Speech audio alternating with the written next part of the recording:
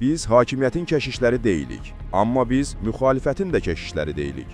Biz kilsənin xidmətçiləriyik.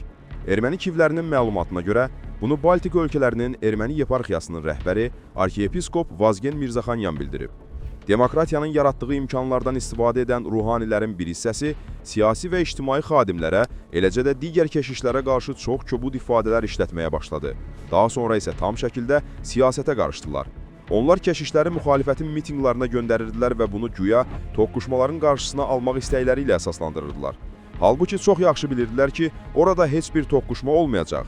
Əgər onları həqiqətən toqquşmaların qarşısını almaq maraqlandırırdısa, 2008-ci il 1 martda keşiş göndərməliydilər. Amma bu baş vermədi.